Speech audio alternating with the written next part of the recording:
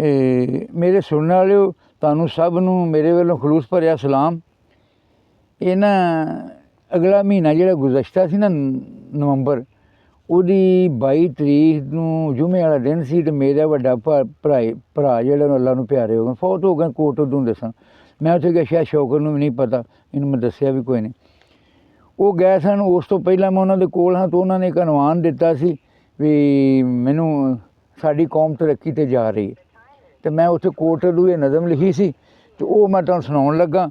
कौम तरक्की ते जा रही है, मैनू आखदे कमलिया चुप कर जा साडी कौम तरक्की ते जा रही है।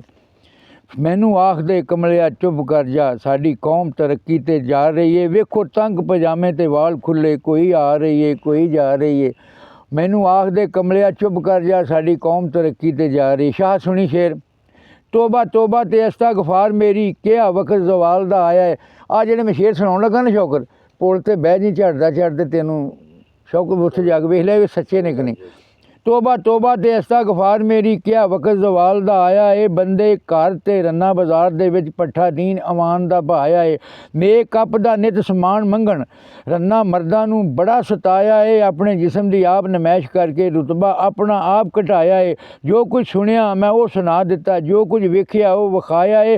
वेखो तंग पजामे ते वाल खुले कोई जा रही है कोई आ रही है। मैनू आखदे कमलिया चुप कर जा साडी कौम तरक्की ते जा रही है। शौकत सुनी, सुबह साजरे खूब तैयार हो के शापिंग करन नूं वेख मुटियार टुर पई। सुबह साजरे खूब तैयार हो के शापिंग करन नूं वेख मुटियार टुर पई।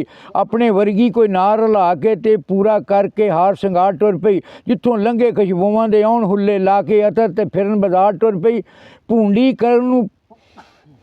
करन नूं भूण तैयार बैठे पीछे भूंडां दी वेख कतार टुर पई। सिर तो शर्म हया दी लाह चुन्नी जूड़ा खोल के वाल खलार टुर पई। ते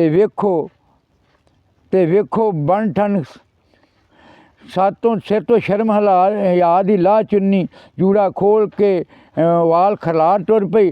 ते वेखो दीन इस्लाम नूं भुल के ते सिर ते चुक के बदी दा भार टुर पई। पैरां हेठ मलोल के पैरां हेठ भरावां दी रोल इज्जत पट्ठा प्यो दी इज्जत दा भार रही है। मैनू आखदे कमलिया चुप कर जा साडी कौम तरक्की ते जा रही है।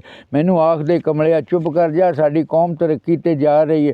रन्ना करन कमाई ते मर्द वेले रन्ना करन कमाई ते मर्द वेले। वेखो दौर अजीब हुण आया है। इज्जत अना नहीं रही मासा पट्ठा दीन ईमान दा भाया है। हर किसे दे हथ मोबाइल आया पुट्ठे राह ते जिस ने लाया है। फेसबुक टिकटॉक ते यूट्यूबां वेखो नवां ही चन्न चढ़ाया है। हो गई है बेहया दुनिया पर्दा शर्म हया दा लाया है। जो कुछ खटिया वटिया रोड दिता कीता